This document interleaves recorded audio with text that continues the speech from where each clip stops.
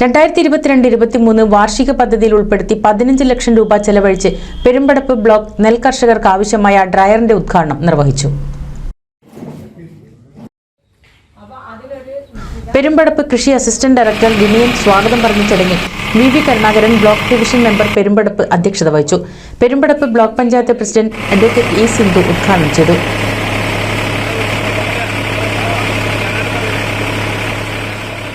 നമ്മുടെ കർഷകരുടെ ദീർഘകാലത്തെ ഒരു പ്രശ്നത്തിന് പരിഹാരം കാണുന്നതിന് വേണ്ടിയിട്ടാണ് നമ്മൾ ഈ ഡ്രയർ വെച്ചിട്ടുള്ളത്. നമുക്കറിയാം, കാലാവസ്ഥയെ ആശ്രയിച്ചിട്ടാണ് നമ്മൾ കൃഷി ചെയ്യുന്നത്.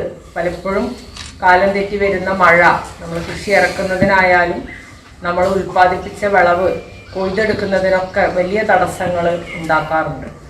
മഴ പെയ്തു കഴിഞ്ഞാൽ എല്ലാ കാലത്തും കർഷകർക്ക് നേരിടുന്ന ഏറ്റവും വലിയ പ്രയാസം എന്ന് പറയുന്നത് നമ്മൾ ഉൽപ്പാദിപ്പിച്ച നെല്ലിന് വില കിട്ടുന്നില്ല എന്നുള്ള, നെല്ല് നനഞ്ഞു കഴിഞ്ഞാൽ വില കിട്ടുന്നില്ല എന്നുള്ളത് ഏറ്റവും വലിയൊരു പ്രയാസമാണ്.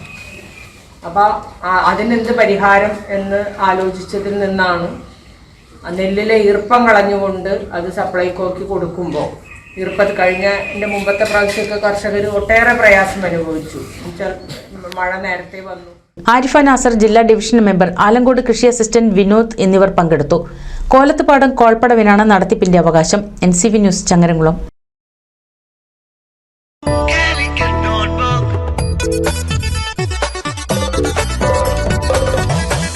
Calicut Notebook, fusion experience with a slice of Malabar. Forum Center Mall, Edappal, Malappuram.